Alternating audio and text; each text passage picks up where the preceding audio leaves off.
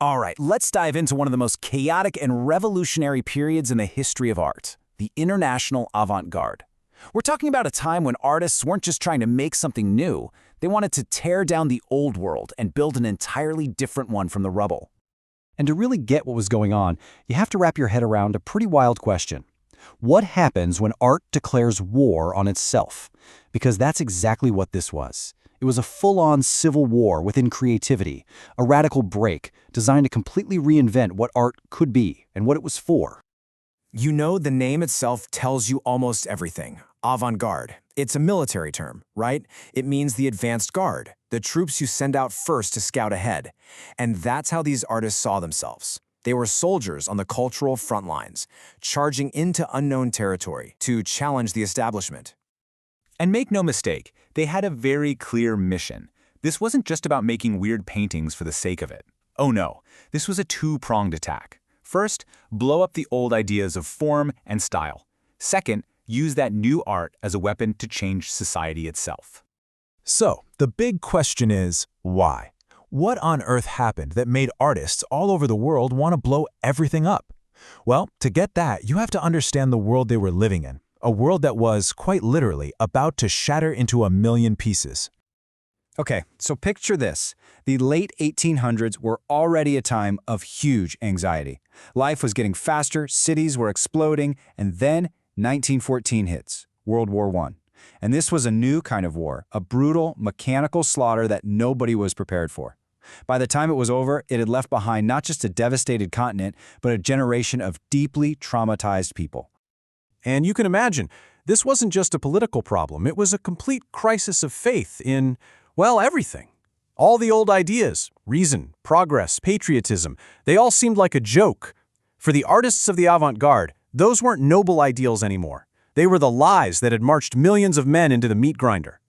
Now, when a trauma that big hits the whole world, you don't get just one reaction. It's more like a bomb going off, sending shrapnel in every direction. And that's what happened in the art world. All these different, radical, and totally new creative movements started exploding in cities all across the globe. And right away, two totally opposite camps spring up. In neutral Zurich, you get Dada. Their response was basically, the world has gone insane, so our art will be even more insane to hold a mirror up to it. They embraced nonsense. But then, over in Italy, the Futurists took the exact opposite path. They looked at the same chaos and noise and violence and said, "This is amazing, let's crank it to 11. Okay, this chart really breaks down those battle lines for us. You've got Futurism in Italy, just completely obsessed with speed, machines, and a kind of proto-fascist energy. Then there's Dada in Zurich and New York, which is anti-war, anti-logic, anti-everything. And then, evolving out of Dada, you get Surrealism in Paris. They decided the real war wasn't out in the world, but inside our own heads, in the subconscious. So if you're going to declare war on tradition, you can't use the old weapons, right? You need something new, something shocking. And that meant completely reinventing the languages of music, of theater, of film, you name it. And just how powerful could these new languages get? Well, think about this for a second. Can you imagine going to the ballet and a full-blown riot breaking out? Sounds absolutely crazy, right? Well, it happened. The piece was Igor Stravinsky's The Rite of Spring, and its premiere in Paris was a total assault on the senses. The music was just punishing. Not pretty melodies, but grinding, pounding rhythms. The dancing wasn't graceful and elegant, it was jerky, primal, and violent. And the story? Oh, just a little tale about ancient pagan rituals ending in human sacrifice. And the audience completely lost its mind. I mean, people were screaming, throwing things, literally fighting in the aisles. And this is the key takeaway. It proved that this new kind of art wasn't just something pretty to hang on a wall. It was dangerous. It had the power to actually provoke a physical, social explosion. And that explosion in music led to another one of these great splits. On one side, you had composers like Arnold Schoenberg, who basically said, to fight the world's chaos, we need total order in our music, math, strict rules. But then, on the complete other end of the spectrum, you get his student, John Cage, who said, nope, the answer is to let go of control completely. Let chance and silence be the music. You see the exact same battle playing out in theater. In Germany, Bertolt Brecht wanted to make you think. He used techniques to constantly remind you that you were watching a play, so you'd analyze it instead of getting lost in the story. But in France, Antonin Artaud wanted the opposite. His theater of cruelty was meant to bypass your brain entirely and just punch you right in the gut, emotionally and psychologically. Same story with film, but with a really interesting geographical twist. Early on in Europe, surrealist film was a public weapon. Think of films with shocking, nightmarish images meant to attack society.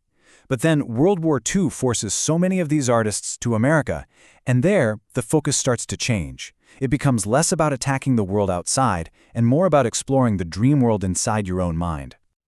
Okay, so I know a lot of this stuff sounds pretty weird, maybe even intentionally difficult. But here's the thing, this wasn't just a historical blip. These experiments completely changed the game, and we are still living with the echoes of that explosion today. So no, these movements weren't failures or dead ends. They were more like an earthquake. They didn't just bend the rules of art. They shattered them. And in doing so, they created a whole new language, a new vocabulary that artists are still speaking today. And you can draw a straight line from their experiments to things you see and hear all the time. The whole idea of conceptual art, that the idea is more important than the object, that's pure Dada. That ambient or electronic music on your playlist, you can thank Schoenberg and Cage for that tension between order and chaos. And that cool, experimental indie film that feels like a dream, yep, that's the legacy of Maya Deren. So what we see is this really fascinating evolution.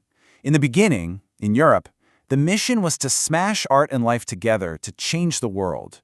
But after World War II, when the center of the art world shifts from a devastated Europe to America, the mission kind of pulls back. It becomes less about starting a revolution in the streets and more about starting a revolution on the canvas or on the screen itself.